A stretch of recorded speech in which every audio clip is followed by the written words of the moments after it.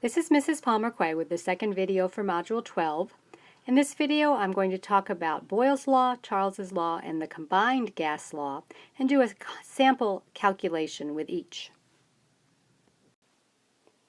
Boyles Law looks at the relationship between volume and pressure when the temperature is held constant of a sample of gas. He discovered that the relationship is an inverse one, that as pressure increases, volume decreases, or as pressure decreases, volume increases. And of course, this is related to the forces of the particles of gas, how they are exerting them on the side of the container.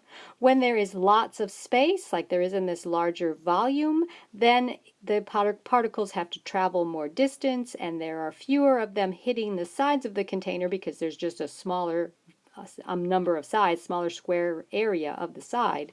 And so the pressure would be lower than if you made the volume smaller and the same number of particles had a smaller surface area to hit. Therefore, they would be colliding more frequently and increasing the pressure. To put Boyle's idea into a formula, we say that the pressure times the volume always equals a particular constant for a given mass of the gas. The constant will change with a different mass sample, but for that particular sample of gas, a starting pressure and volume will equal a constant, and a new pressure and volume will equal the same constant. So we can set these starting volumes and pressures equal to a secondary or second volume and pressure. To illustrate it with a picture down below, we see here's our first volume and our first pressure, and then if force is put on the plunger and we're decreasing the volume then and changing the pressure, the number of particles has not changed between the two samples, and the temperature has not changed, but there has to be a difference in pressure occurring because of this difference in volume. Problems that use Boyle's Law will be asking you questions about pressure and volume. So here's a sample. What is the new pressure if 425 milliliters of oxygen at 387 kilopascals is allowed to expand to 1.75 liters? So we know that our original pressure and our original volume will be equal to our new pressure and our new volume. And basically we just plug in and solve. We are looking for a new pressure, so if we do some rearranging here, if we have our P2, that is going to be equal to our original pressure and volume divided by our new volume. And so we just want to plug in our numbers. Our original pressure was 387 kilopascals, and you multiply that by your original volume. I'm going to keep this all in milliliters. So 425 milliliters, and divide that by our second volume, which is given to us in liters, but you need to then convert that to milliliters, so 750 milliliters. And so if you do all of the math, you'll find that this makes 94.0 kilopascals. If you think about that, we're going from 400 milliliters to 1700 milliliters, so it's about 4 times the volume, and so we've got about 4 times a decrease in pressure. So just kind of giving a quick estimate, seems that the answer is a reasonable one. Always a good idea to kind of check your work and make sure it seems like the answer makes sense. But as the volume goes up, the pressure goes down. Charles's law looks at the relationship between volume and temperature. Again, keeping pressure constant. In order to do that, you need some kind of container with flexible sides, or these little plungers that they always show you in the illustrations. And the relationship between volume and temperature is a direct one, as long as you think about the temperature of the gas in Kelvin units. So we can't use Celsius because there are negative numbers in Celsius, and that would really confuse things. So we're always going to use the absolute temperature scale, or the Kelvin scale, when we're dealing with Charles's law and the other gas laws.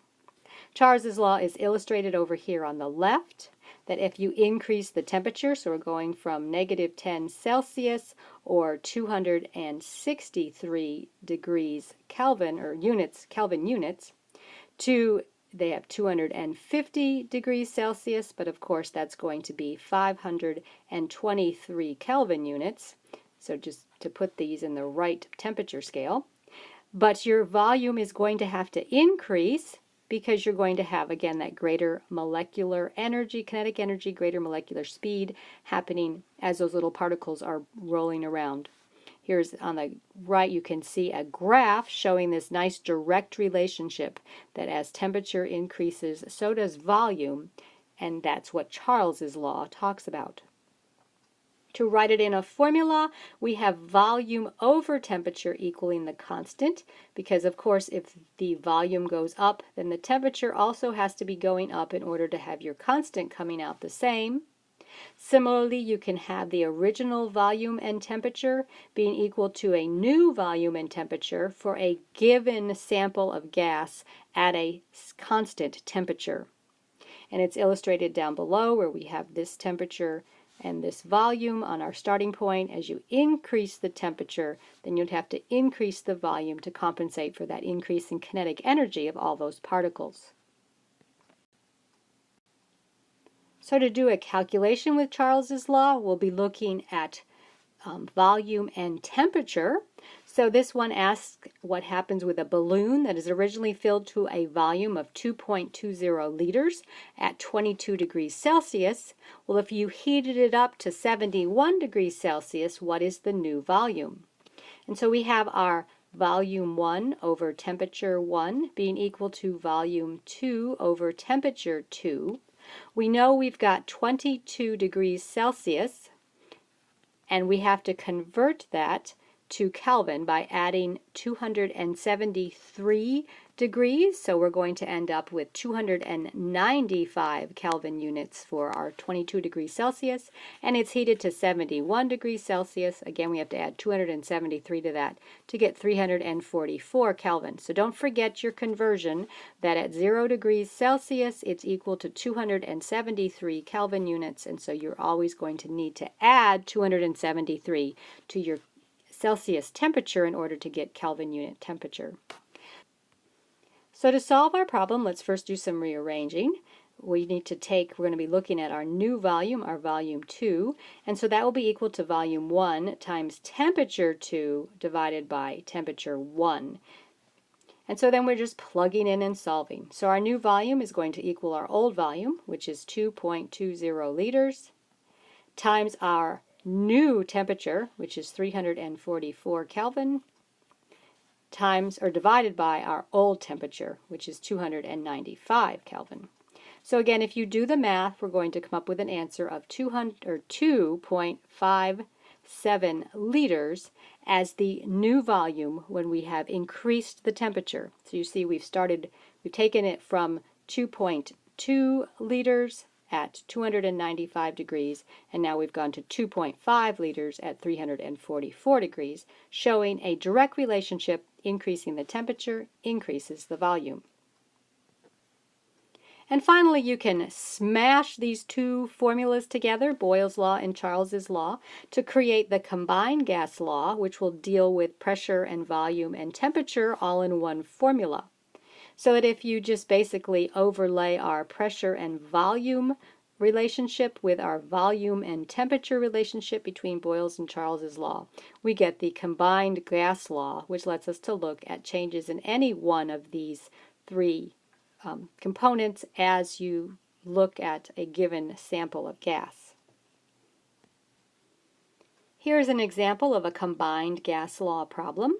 Our question tells us that 2 liters of a gas at 35 degrees Celsius and 0.833 atmospheres is brought to STP and asks us to calculate the new volume. STP stands for standard temperature and pressure, and we do use this quite a bit with the gas calculations. STP is 1 atmosphere of pressure and 0 degrees Celsius, or of course we need to put that in Kelvin units, so 273 Kelvin.